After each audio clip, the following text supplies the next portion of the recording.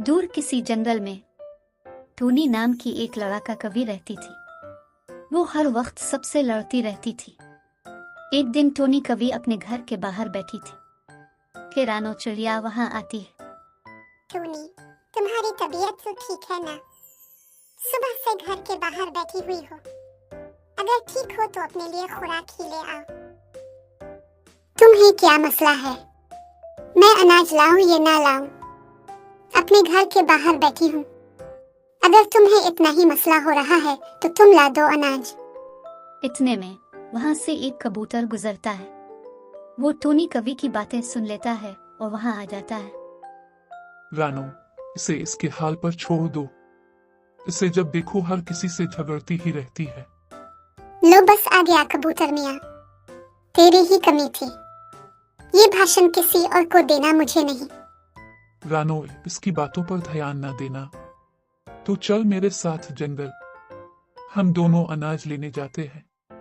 रानो चिड़िया और कबूतर जंगल की तरफ चले जाते हैं।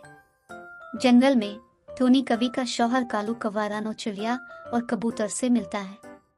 कौवे भाई, आपकी बीवी सुबह से अपने घर के बाहर बैठी हुई है। मैंने अनाज लाने को क्या बोल दिया तो वो मेरे साथ ही झगड़ा करने लगी। कालू कौवा परेशान होकर कहता है, क्या करूं? रानो चिड़िया, टूनी कभी तो मेरे साथ ही लड़ने लग जाती है। मैं खुद इससे बहुत परेशान हूं। कई बार समझाने की कोशिश की है मगर वो समझती ही नहीं है। लेकिन फिर भी मैं इससे बात करता हूं। ये कहकर कालू कौवा चला जाता है। कालू कौवा घर वापस आता है और टोनी कवि से बात करता है। टूनी कवि, तुम क्यों पड़ोसियों से झगड़ा करती रहती हो? इस चिड़िया की बच्ची ने तुम्हें भी आग लगा ही दी है। मैंने तुम्हें कई बार कहा है कि पड़ोसियों से झगड़ा ना करो। ये हमारे लिए अच्छा नहीं है। मैं झगड़ा नहीं करती। मैं सिर्फ अपने हुकूक के लिए खड़ी होती हूँ। मुझे गुस्सा आता है जब कोई मेरे काम में टांग अड़ाता है। तुम अपने हुकूक के लिए खड़ी हो रही हो, ये अपने गुस्से को हुआ दे रही हो। टोनी कवि जवाब नहीं देती।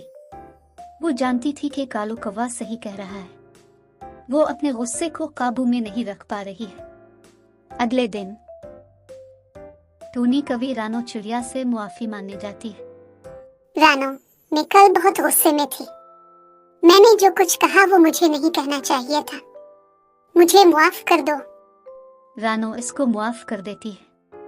टोनी कवि और रानो चिड़िया दोस्त बन जाते हैं।